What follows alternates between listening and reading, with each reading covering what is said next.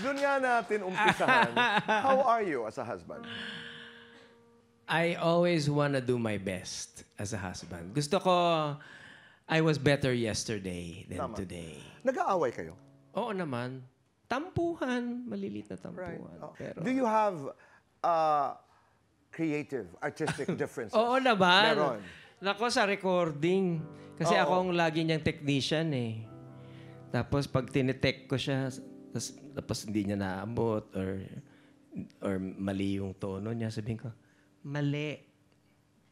Nakikita ko, naiinis na siya eh. Mali, wala ka sa tono. Sabi niya, kilala mo kung sino kausap mo? Humigawan ako ng gano'n. At ang sagot mo, Oo, ikaw si Regine, di ba? Mali ka. ganun kasimple. I did some interviews kung saan sinasabi ko itong interview ni Regine.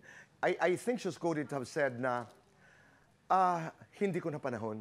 Aha. May mga pagkakataon na hindi na available yung, ang bosses ko or Yeah, something to that effect. I was talking about this to someone, another artist, who said, mas lalo siyang gumaling nung narinig ko yun. You know, that humility, that bravery to say that may biological component kasi yun eh. Yeah. Di ba? And also realizing that, that's the journey. Yan ang trajectory ng ating paglalakbay. Did you guys talk about it? Always. Galing naman. Araw-araw namin ang pinag-uusapan. At araw-araw kaming nagkakaroon ng maraming realization. Una, minsan kasi nahuhuli ko siya, pinapanood niya yung mga videos niya nung bata pa siya.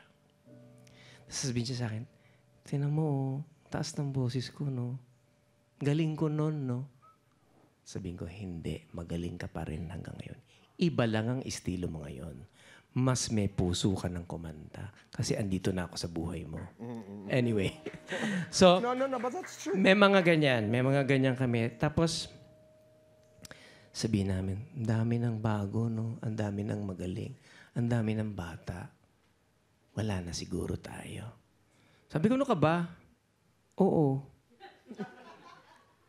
Pero hindi naman wala. Andito pa rin tayo.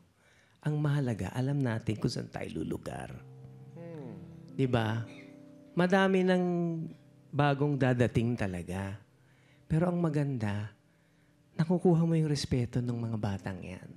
Alam mo, she always takes pride whenever these kids would talk to us.